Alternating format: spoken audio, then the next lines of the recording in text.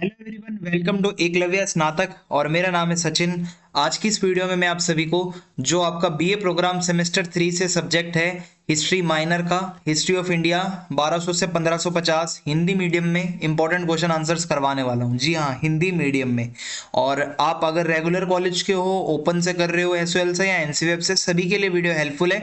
Free में आपको PDF भी प्रोवाइड करवा दी जाएगी क्वेश्चन आंसर्स की, और मोस्टली क्वेश्चन आपके यहीं से आएंगे। तो चलिए वीडियो को स्टार्ट करते हैं। आपसे रिक्वेस्ट है आप मुझे इंस्टाग्राम पे फॉलो कर लें, और आपको कुछ भी पूछना हो तो आप मुझे मैसेज कर सकते हैं। और अगर आपको पीडीएफ नोट्स डाउनलोड करने हैं तो आप टेलीग्राम चैनल ज्वाइन कर लो हमारा, एकलव्य स्नातक 1 आपको सर्च मारना है।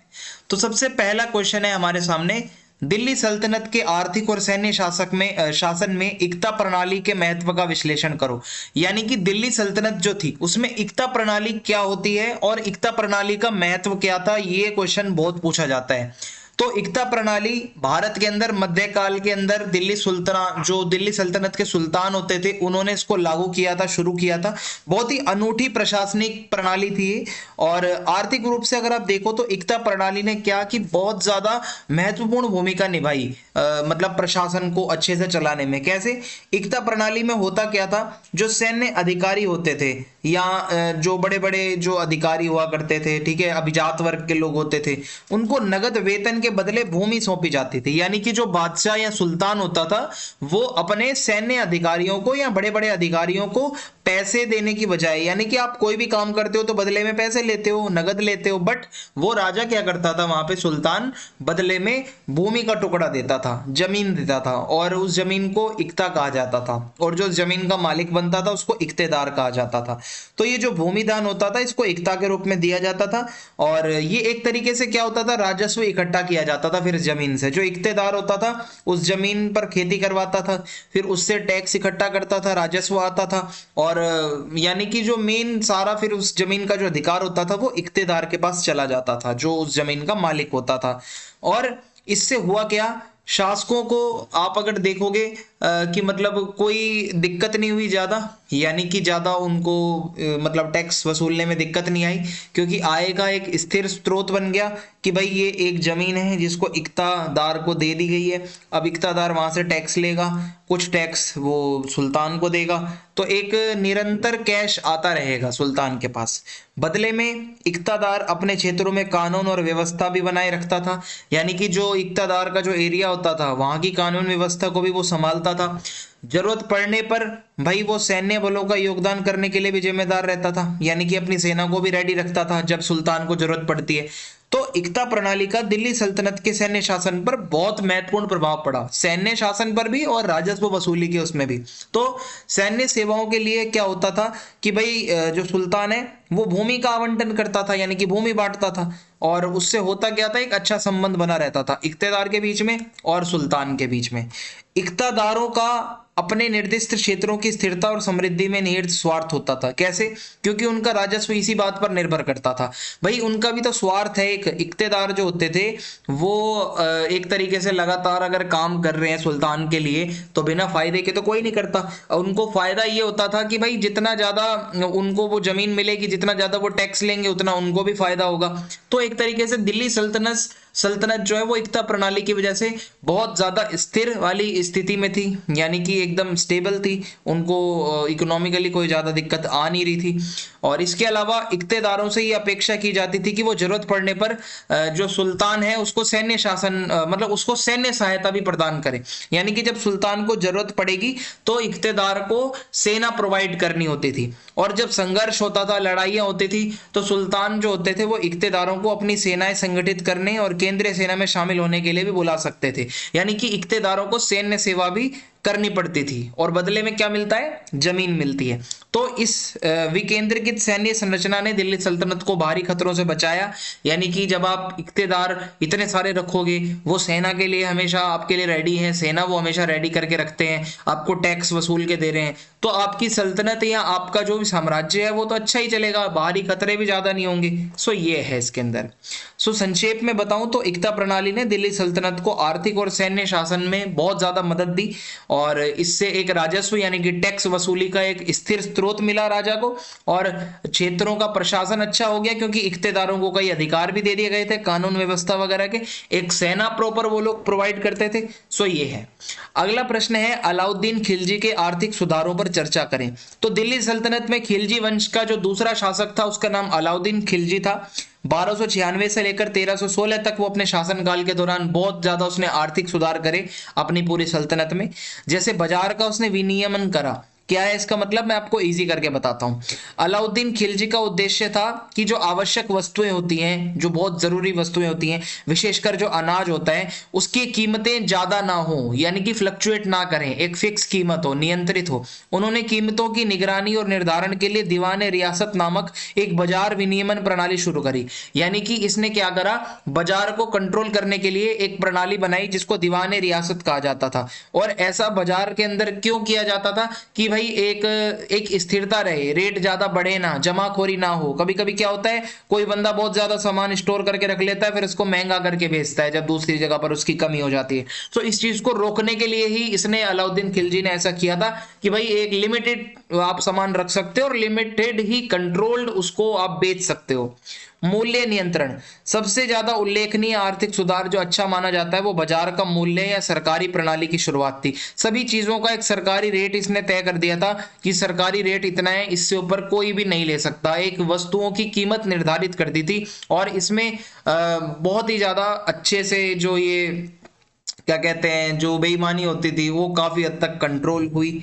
ठीक है। और कृषि सुधार बहुत सारे करे। कृषि के महत्व को वो अलाउद्दीन खिलजी बहुत अच्छे से जानता था। कृषि उत्पादन बढ़ाने के लिए उसने बहुत सारे उपाय करे और उसने किसानों को प्रोत्साहन भी दिया। और इसके अलावा लगातार मतलब कृषि में ज़्यादा से ज़्यादा उसने वो मतलब सुधार करने की कोशिश करी। अच्छे जो किस्म के बीज वो उपलब्ध कराने हो या सिंचाई के साधन विकसित करने हो, जो भी करना था उसने सब किया। कर सुधार, अलाउद्दीन खिलजी ने अपनी एक बहुत ही अच्छी टैक्स वसूलने की प्रणाली बना रखी थी। उसको बहुत जाना जाता है इस बात के लिए। उसने जब्त प्रणाली की शुरुआत करी थी। होता क्या है इसके अंदर, जो भूमि पर एक निश्चित राजस्व मूल्यांकन था, यानी कि कोई एक भूमि है तो उसका एक टैक्स निर्धारित कर दिया जाता था कि इतना देना ही देना है, जिसका उद्देश्य कर संग्रह को सुव्यवस्थित करना था। यानी कि एक व्यवस्थित रूप से आपको टैक्स देना है आपकी जमीन पर, भ्रष्टाचार खत्म हो ताकि कोई ऊपरी पैसा ना बनाए। और इस प्रणाली से होता क्या था कि जो राज्य होता था या जो दिल्ली सल्तनत वाले होते थे, इनको एक जल्द से जल्द राजस्व मिलता था। ठीक है। और फिक्स राजस्व उनका तय रहता था। सैन्य सुधार और आर्थिक प्रभाव, अलाउद्दीन खिलजी ने बहुत ही एक मजबूत सेना बनाई और उसके सेना अभियान जो होते थे, जब वो किसी पर हमला करता था तो मेनली वो लूटपाट करने जाता था। धन को इकट्ठा करना उसका मेन मोटिव होता था और आर्थिक स्थिरता इसी से आती थी दिल्ली सल्तनत की। और जितना भी उसको टैक्स वसूली होती थी किसी को हराकर, उससे वो क्या करता था, जो भी अपनी आर्थिक नीतियां बनाता था उसको फिर लागू करता था और वो अपना जो भी उसका राजकोष होता था, सरकारी पैसा होता था, जो खजाना होता था, उसमें रखता था। आई होप आपको समझ में आ रहा होगा। मुद्रा में भी इसने सुधार किया था। अलाउद्दीन खिलजी ने एक नया तांबे का सिक्का चलाया जिसको तंका या टंका कहा जाता है। ये इसलिए किया कि एक मुद्रा का स्थिर एक रूप हो कि हाँ भाई सिक्के ही यूज हो और तांबे के ही यूज हो, क्योंकि ये चांदी वगैरह से थोड़ा सस्ता पड़ रहा था। और मेनली यही है कि जो भी सामान आप लेन देन कर रहे हो वो आप ज्यादा से ज्यादा सिक्कों में करो। सार्वजनिक कार्य और बुनियादी ढांचा, देखो अलाउद्दीन खिलजी ने सार्वजनिक कार्य भी बहुत ज्यादा किए थे। इसने कई सारी परियोजनाएं चलाई थी, किले बनवाए थे, नहर बनवाई थी। ठीक है। और यही है कि मतलब रोजगार प्रदान करना अपनी सल्तनत में सभी लोगों को, आर्थिक विकास करना अपने एरिया का, ये इस बारे में इसने सोचा। अगला प्रश्न है समकालीन सामाजिक धार्मिक जीवन में मीराबाई के योगदान का मूल्यांकन करें। मीराबाई के ऊपर जो प्रश्न आएगा तो आपको उसमें यही आंसर लिखना है कि 16वीं सदी की ये हिंदू थी, रहस्यवादी कवित्री थी मीराबाई, जो भगवान कृष्ण के लिए बहुत ज्यादा जानी जाती हैं। उनकी वो भक्ति करती थी। तो सबसे पहले भक्ति आंदोलन में इनको देखा जाता है कि मीराबाई भक्ति आंदोलन में एक बहुत ही प्रमुख कवित्री थी और उन्होंने सामाजिक सुधार, धार्मिक सुधार के लिए बहुत आवाज उठाई और उन्होंने भक्ति मार्ग का रास्ता अपनाया। और उनकी जो भक्ति है वो गीतों और कविताओं में हमें देखने को मिलती है, जिनको भजन कहा जाता है। मीराबाई के भजन गाए जाते हैं। भक्ति आंदोलन की वजह से मीराबाई फेमस हुई। महिला अधिकारों की बात। मीराबाई ने समाज के अंदर जो बुराइयां थी, जो पितृसत्तात्मक समाज था, उसके खिलाफ आवाज उठाई और उन्होंने यही बताया कि मतलब भाई आप अगर भगवान कृष्ण की भी आप अगर भक्ति कर रहे हो तो आप ये मत देखो कि मतलब सिर्फ पुरुष कर सकते हैं, भक्ति कोई भी कर सकता है, मंदिर में कोई भी जा सकता है। और इसके अलावा महिला सशक्तिकरण के लिए उन्होंने बहुत सारे काम करे और महिलाओं को इन्होंने आगे बढ़ाने के लिए बहुत कोशिश करी कि आध्यात्मिक ये जो पथ होता है, ये जो वो साध्वी की तरह रहती थी, वो कोई भी महिला ऐसी बन सकती है। समाज के अंदर बहुत बुरा माना जाता था जो महिला ऐसा कदम उठाती थी, पर मीराबाई ने सभी को सशक्त किया। सामाजिक समानता की बात करी मीराबाई ने। इवन जो इनके गुरु थे, जिनको इन्होंने अपना गुरु बनाया, वो भी अपने टाइम पे, उस टाइम पे उनकी जो जाति थी उसको नीची जाति माना जाता था, बट इन्होंने एक नीची जाति को उस टाइम पे अपना गुरु बनाया। तो ये ऐसा दिखाता है कि ये समानता चाहती थी समाज के अंदर, जाति पाति वर्ण व्यवस्था पे भी विश्वास नहीं रखती थी। और मेनली यही है कि भगवान की भक्ति पर ही आपका मेन ध्यान केंद्रित होना चाहिए, ध्यान फोकस होना चाहिए आपका मेन जो होता है। और उनकी शिक्षाएं, उनकी बातें आज भी आप कविताओं में, किताबों में पढ़ते हो। और अनुष्ठानों और औपचारिकता की आलोचना। मीराबाई कहती है जो ये पारंपरिक अनुष्ठान होते हैं, पूजा पाठ होते हैं, महंगे महंगे बलि प्रथा होती है, आप ये सब मत करो। ये कहती हैं ईश्वर के साथ आप सीधा संबंध बनाओ, कोई पंडित पुजारी को बीच में मत लाओ, आप खुद ही ईश्वर को याद करो अपने अंदर। सांस्कृतिक संश्लेषण की बात करें तो मीराबाई की जो रचनाएं हैं, जो इन्होंने लिखी, जो इन्होंने भजन गाए, वो आज भक्ति आंदोलन के अंदर जब भी हम वो टॉपिक पढ़ते हैं तो जरूर इनका नाम पढ़ा जाता है। जो उनके भजन होते थे, जो अक्सर लोक धुनों में और सरल संगीत वाद्य यंत्रों के साथ गाए जाते थे, जो इंस्ट्रूमेंट्स होते थे बहुत नॉर्मल से यूज करती थी, सितार वगैरह बजा लिया, बहुत ही इजी भाषा में ये भजन अपने गाती थी और इससे काफी लोग इनसे आकर्षित भी हुए, बहुत लोग आकर इनसे जुड़े। आध्यात्मिक मुक्ति। मीराबाई का जीवन और शिक्षाएं हमें आध्यात्मिक मुक्ति का रास्ता दिखाता है कि किस तरीके से उन्होंने भगवान कृष्ण के प्रति अपनी भक्ति को मोक्ष के मार्ग के रूप में देखा। यानी कि वो ये मानती थी कि भगवान कृष्ण की भक्ति करना ही मेरे लिए मोक्ष प्राप्ति है, और वो जिसमें उन्होंने परमात्मा से मिलन पाने के लिए प्रेम, समर्पण, त्याग सब कुछ किया। साहित्यिक विरासत की बात करें तो मीराबाई की कविता और भक्ति गीतों को आज भी हिंदी साहित्य में बहुत अच्छे से याद किया जाता है। उनकी रचनाएं भारत के अलग अलग हिस्सों में गाई जाती हैं, पढ़ी जाती हैं, बच्चों को पढ़ाई जाती हैं, आप भी पढ़ रहे हो। सो ये सब बातें हैं। संक्षेप में बताऊं तो समकालीन सामाजिक और धार्मिक जीवन में मीराबाई का योगदान बहुत ज्यादा इंपॉर्टेंट है। भगवान कृष्ण के प्रति भक्ति जो उन्होंने करी उसके लिए उनको जाना जाता है। महिलाओं के अधिकारों की उन्होंने वकालत करी, इसके लिए उनको जाना जाता है। सामाजिक समानता के लिए उन्होंने आवाज उठाई, इसके लिए उनको जाना जाता है। रीति रिवाजों की इन्होंने आलोचना करी, इसके लिए इनको जाना जाता है। और मेनली यही है कि उन्होंने भक्ति आंदोलन पर और भारत की संस्कृति पर ऐसी अमिट छाप छोड़ी है जो कि उनका प्रभाव आने वाले समय में भी रहने वाला है। अगला प्रश्न है, नयनकार प्रणाली किस हद तक विजयनगर साम्राज्य के प्रशासन का केंद्र थी, इसकी विशेषताएं बताओ। नयनकार प्रणाली की विशेषताएं आपसे पूछी जा रही है। तो ये नयनकार प्रणाली जो है विजयनगर साम्राज्य के प्रशासन में सैन्य और प्रशासनिक दोनों तरीके के कामों को अच्छा बनाने के लिए ये लागू करी गई थी।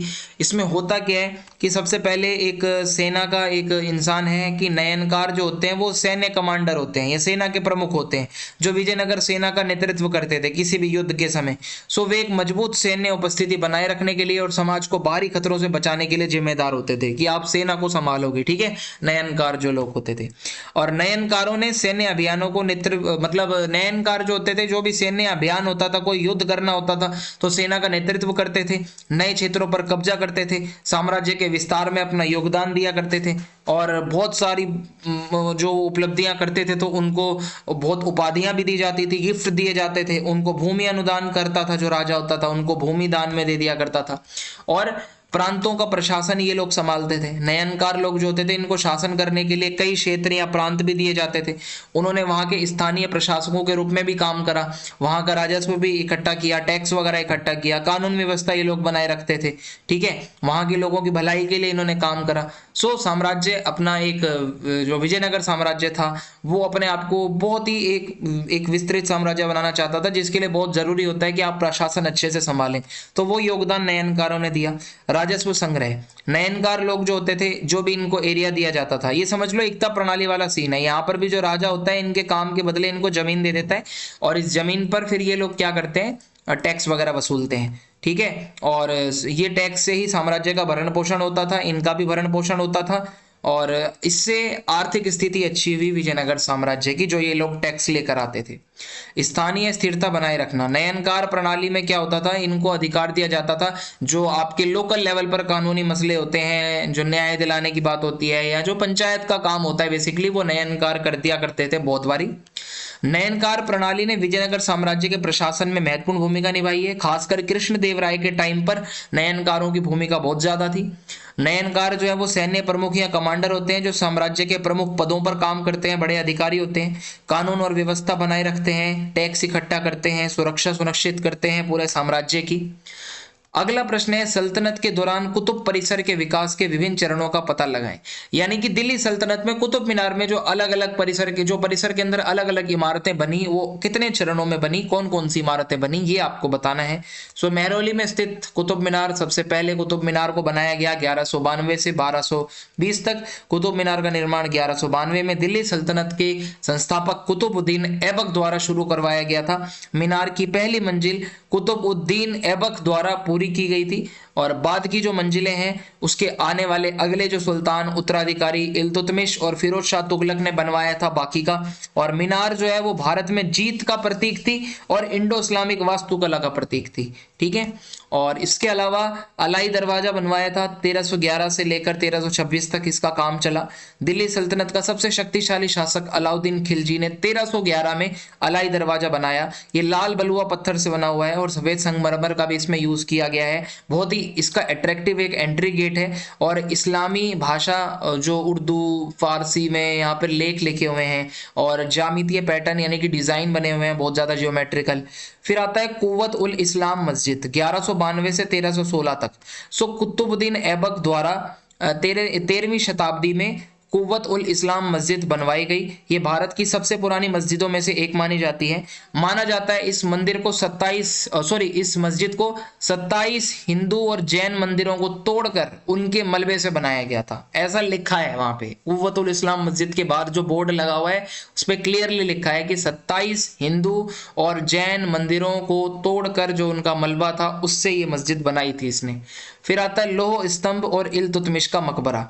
सो ये 1230 से लेकर 1235। कुव्वत उल इस्लाम मस्जिद के जस्ट प्रांगण में एक लोह स्तंभ है जिसके ऊपर संस्कृत में शिलालेख लिखे हुए हैं।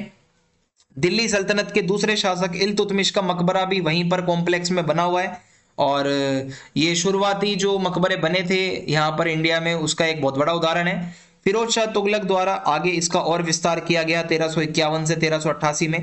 बाद के जो शासक थे फिरोज शाह तुगलक, उसने अपने शासनकाल के दौरान कुतुब कॉम्प्लेक्स के अंदर कई सारे नवीनीकरण के काम कराए। इंडो इस्लामिक जो आर्किटेक्चर था, वास्तुशिल्प जो कला थी, उसको इसने बढ़ावा दिया। हौज ए शमशी बहुत बड़ा पानी का टैंक है वो इसने बनवाया, उस कॉम्प्लेक्स में जोड़ा। बाद में बहुत सारी चीजें जोड़ी गई, आने वाले शासकों ने नई नई चीजें रिनोवेट वगैरह करवाई। इमाम जमीन का मकबरा बनवाया गया वहां पर। ब्रिटिश आर्कियोलॉजिस्ट जेम्स बर्गिस ने 19वीं शताब्दी के दौरान बहुत सारे नई नई चीजें ऐड करने की, रिपेयर करने की कोशिश करी। ये इसका आंसर है। मध्यकाल में चिश्ती सिलसिले के महत्व का मूल्यांकन करें। चिश्ती सिलसिला जो प्रमुख सूफी सिलसिलों में से एक है, सूफीवाद आपने पढ़ा होगा। सूफी सिलसिले, चिश्ती सिलसिले का नाम बहुत ज्यादा लिया जाता है। सिलसिला बेसिकली एक ऐसा वर्ड है जिसका मतलब होता है जंजीर। आप एक गुरु हैं, आपका कोई चेला है, गुरु मर जाएगा, फिर वो चेला गुरु बनेगा, फिर उसका कोई चेला होगा, फिर ये मर जाएगा, फिर उसका चेला गुरु बनेगा, ये सिलसिला चलता रहेगा। सो यही सिलसिला कहलाता है। सो सूफी में क्या होता है, यही ऐसे शेख होते हैं और उनको मानने वाले उनके मुरीद होते हैं, तो ये सिलसिला चलता रहता है। सो एशिया के अंदर सूफी लोग बहुत फेमस थे, खासकर चिश्ती सिलसिले वाले। सो इस्लाम का प्रसार करना इनका मेन उद्देश्य है। चिश्ती सिलसिले के लोगों ने प्यार के साथ, बहुत ही ज्यादा सहिष्णुता, भाईचारे के साथ समावेशिता पर जोर दिया। समावेशी का मतलब है सभी धर्मों को, सभी लोगों को एक करके चलना। भारत के अंदर इस्लाम का प्रसार इन्होंने किया बहुत ज्यादा। कई जो इसके जो सूफी संत होते थे वो अलग अलग धार्मिक पृष्ठभूमि के लोगों को भी अट्रैक्ट कर रहे थे। कई हिंदू भी इनकी दरगाहों पर जाते थे और जाते हैं, आज भी लोग जाते हैं इनकी दरगाह पर। सांस्कृतिक संश्लेषण। चिश्ती संतों ने मध्य एशियाई इस्लामी परंपराओं को और दक्षिण एशिया की स्वदेशी संस्कृतियों को एक देखा, बहुत नजर, बहुत क्लोज से, क्योंकि ये सूफी संत जो है ये मध्य एशिया से आए थे। इन्होंने यहाँ पर दक्षिण एशिया के देखा, यहाँ पर जो लोगों की संस्कृति क्या है उसको समझा, यहाँ के रीति रिवाजों को समझा, यहाँ की भाषाओं को समझा, उसके अकॉर्डिंग इन्होंने इस्लाम को समझाया दूसरे लोगों को। समाज कल्याण। चिश्ती संत वाले जो लोग होते थे, चिश्ती सिलसिले वाले, ये एक अपना एक आश्रम सा बनाते थे जिसको खानका कहा जाता है, सूफियों का केंद्र होता था। इसमें सूफी संत रुका करते थे। यहाँ पर बहुत ज्यादा काम होते थे, यहाँ पर लंगर चलता था, यहाँ पर जो शेख होता है वो अपने से मुरीद जो मिलने आते थे उनकी बातें सुनता था, यहाँ पे झाड़ वगैरह डाली जाती थी, यहाँ पर स्पिरिचुअली ट्रीटमेंट किया जाता था, यहाँ पर कव्वाली चलती थी, यहाँ पर गाना गाया जाता था, बहुत कुछ होता था। ठीक है, तो ये सब है और आज भी होता है। आध्यात्मिक मार्गदर्शन। चिश्ती सिलसिले के लोगों ने ईश्वर के साथ कैसे हमें अपना एक डायरेक्ट संबंध बनाना चाहिए बिना किसी बिचौलिए के, ये इन्होंने लोगों को सिखाया और इन्होंने इस्लाम की जानकारी दी लोगों को, एक आध्यात्मिक मार्ग बताया कैसे आप इस्लाम के रास्ते पर चल सकते हो। और ये कहते हैं अनुष्ठान वगैरह ज़्यादा कुछ नहीं है, डायरेक्ट आप ईश्वर से कनेक्शन बना सकते हो, ऐसा इन्होंने लोगों को बताया। शासकों पर भी बहुत अच्छा खासा प्रभाव पड़ा।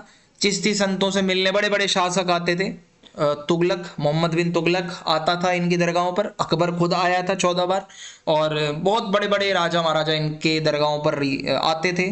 ठीक है, और संक्षेप में चिश्ती सिलसिला दक्षिण एशिया के अंदर मध्ययुगीन काल में बहुत ही इंपॉर्टेंट माना जाता है। सामाजिक, सांस्कृतिक और धार्मिक परिदृश्य में इसको देखा जाता है और बहुत इनका प्रभाव, बहुत ज़्यादा गहरा प्रभाव इन्होंने छोड़ा है, जो आज भी लोग जाते हैं इनकी दरगाहों पर।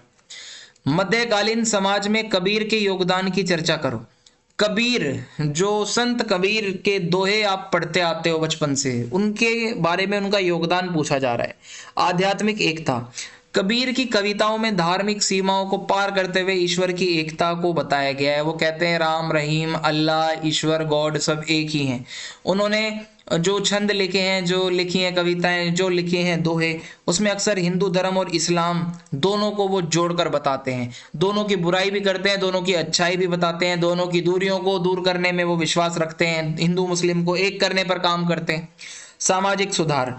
कबीर की जो भी रचनाएं होती हैं उसमें समाज के अंदर जो जो कुछ ऐसी कुरीतियां चल रही होती हैं, जैसे जाति आधारित भेदभाव और अंधविश्वास, छुआछूत, ऐसी कई सारी चीजों को इन्होंने बहुत अच्छे से टारगेट किया है अपनी रचनाओं में। साहित्यिक विरासत की बात करें तो स्थानीय भाषा में रचित कबीर की जो कविताएं हैं वो बहुत ही ज्यादा आम लोगों के लिए बहुत सुलभ हैं, लोग उसको समझ सकते हैं। उनके जो छंद होते हैं, जो वो लिखते थे, वो बहुत ही अच्छे हैं भाई। उसमें आप उसको पढ़ोगे, आपने पढ़े भी होंगे, उनके अंदर बहुत एक फिलोसफिकल बातें होती हैं जो कबीर लिखते हैं। ठीक है, इससे ज्ञान भी बढ़ता है, इससे आध्यात्मिक ज्ञान आपका अच्छा होता है। सांस्कृतिक प्रभाव की बात करें तो कबीर का प्रभाव धार्मिक क्षेत्र से भी आगे तक फैला हुआ है। उनके छंद जो है वो मौखिक परंपरा का हिस्सा बन गए, लोग गाते थे उनके, लिटरली भाई उनके जो वो छंद हैं वो गाए जाते हैं। और आपने भी कभी ना कभी सुना होगा कि वो ऐसी वाणी बोलिए मन का आपा खोए, ऐसा गाया जाता है। ठीक है, जो भी ये लिखते थे। सो यही है। इसके अलावा मतलब लोगों के कल्चर में घुस गया था जो कबीर का ज्ञान था। भक्ति को बढ़ावा देना। कबीर ने कर्म कांड, जो आप अनुष्ठान करते हो, पूजा पाठ करते हो, बलि देते हो, जो रीति रिवाज फॉलो करते हो, उन सब चीजों को ये कहते हैं कि ये गलत है। ये कहते हैं ईश्वर की सच्ची भक्ति करो, अपने अंदर ईश्वर को मानो, मूर्ति पूजा मत करो, कोई जोत बत्ती मत करो किसी की, ऐसा ये कहते हैं। और इससे भक्ति आंदोलन में इनको बहुत बड़ा एक सुधारक माना जाता है, समाज सुधारक भी इनको कहा जाता है। और एकता के बारे में ये बहुत बात करते हैं। कबीर की शिक्षाओं ने अलग अलग बैकग्राउंड वाले लोगों को एक करने की कोशिश करी है। इन्होंने अपनी शिक्षा के माध्यम से भाईचारा फैलाने की कोशिश करी है, जितने भी प्राणी हैं वो एक रहें, सहिष्णु बने, सहना सीखो, थोड़ा सा लड़ो मत कभी किसी से इतनी जल्दी, ऐसा इन्होंने हमें सिखाया है। अगला प्रश्न है 12वीं से 15वीं शताब्दी के बीच भारत में व्यापार और वाणिज्य के विकास का वर्णन करो। 12वीं से 15वीं शताब्दी में व्यापार कैसा था, अगर ये क्वेश्चन आता है तो आप सबसे पहले बताओगे जो हमारी अर्थव्यवस्था थी उस टाइम पे वो कृषि प्रधान थी और व्यापार और वाणिज्य भी होता था। और कृषि हमारी रीढ़ की हड्डी बनी और जो हमारा कुछ एक्स्ट्रा उत्पादन होता था उससे हम उसका व्यापार करते थे। राजवंशों की भी बहुत भूमिका इंपॉर्टेंट है व्यापार को आगे बढ़ाने में। जैसे चोल राजवंश है 9वीं से 13वीं शताब्दी, उन्होंने समुद्री व्यापार बहुत ज्यादा किया जिससे भारत का व्यापार बढ़ा। दक्षिण पूर्व एशिया और चाइना के साथ उन्होंने व्यापार करा। दिल्ली सल्तनत 13वीं से 14वीं शताब्दी ने भी सड़कें बनवाई और बुनियादी ढांचे अच्छे किए। मुद्रा इन्होंने स्थिर बनाई, सिक्के वगैरह, ताकि व्यापार अच्छे से हो सके।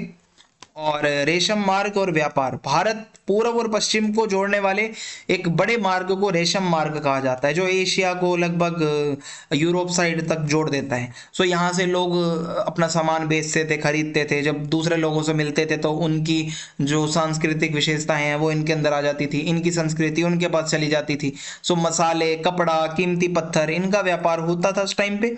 समुद्री व्यापार की बात करें तो इस अवधि के दौरान हिंद महासागर, आप अगर देखोगे इंडिया का मैप कुछ इस तरीके से है तो ये नीचे हमारा हिंद महासागर पड़ता है। यहाँ पर व्यापार बहुत ज्यादा होता था। भारत के व्यापारी दक्षिण पूर्वी एशिया तक जाते थे, अफ्रीका तक जाते थे, मध्य पूर्व तक जाते थे, और ठीक है मध्य पूर्व तक भी जाते थे। और कालीकट, क्विलोन, कैम्बे, ये कुछ तटीय शहर हैं जो समुद्री व्यापार के लिए बहुत इंपॉर्टेंट माने जाते थे। ठीक है, आगे बढ़ते हैं अब हम। गिल्ड और व्यापार संगठन, इसी टाइम पे व्यापारियों का एक ग्रुप होता था जिसको गिल्ड या फिर श्रेणी कहा जाता है। ये लोग सामान को बनाते थे, तैयार करके बेचते थे।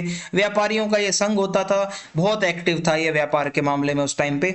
यूरोपीय लोगों का आगमन, 15वीं शताब्दी के अंत में पुर्तगालियों सहित कई यूरोपीय आने लगे इंडिया के अंदर, जिन्होंने भारत के लिए सीधे व्यापार मार्ग स्थापित करे, यानी कि वो डायरेक्ट आते थे इंडिया से व्यापार करने के लिए ही बेसिकली आए थे। 1498 में वास्को डिगामा की कालीकट की यात्रा ने भारतीय व्यापार में प्रत्यक्ष यूरोपीय भागीदारी की शुरुआत करी। वास्को डिगामा आते हैं, सबसे पहले कालीकट की यात्रा करते हैं, उसके बाद से व्यापार होने लगा, बाहर के लोग इंडिया में आने ही आने लगे।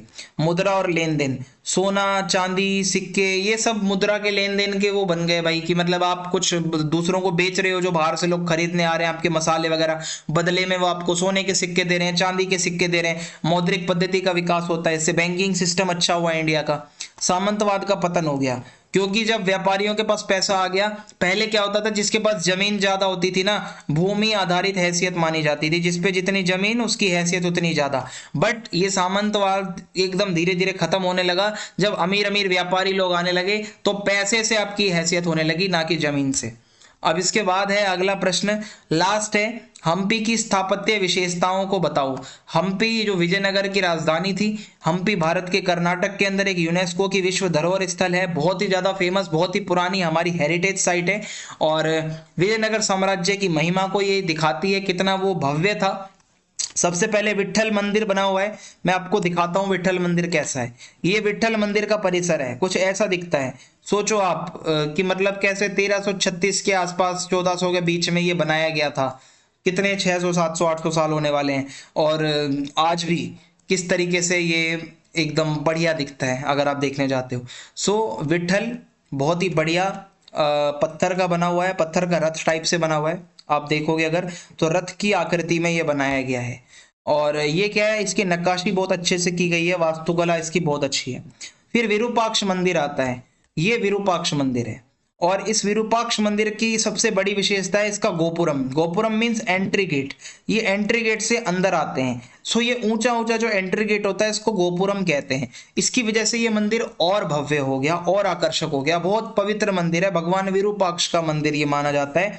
और एक लंबा सा वहां पर हॉल भी बना हुआ है अंदर, और लगातार इसको रिपेयर भी किया गया है, इसका नवीनीकरण का काम भी होता रहता है। हजार राम मंदिर, हजार राम मंदिर इसलिए कहा जाता है कि यहाँ पर नक्काशी बहुत अच्छी की गई है, भगवान श्री राम के चित्र बना रखे हैं। आप देखो यहाँ पर आपको रामायण से रिलेटेड बहुत सारे चित्र दिखेंगे, तीर धनुष पकड़ा हुआ है हाथ में, हनुमान जी दिखेंगे आपको, यहाँ पे बहुत सारे रामायण से रिलेटेड चित्र पत्थरों पर नक्काशी करके बनाए गए हैं।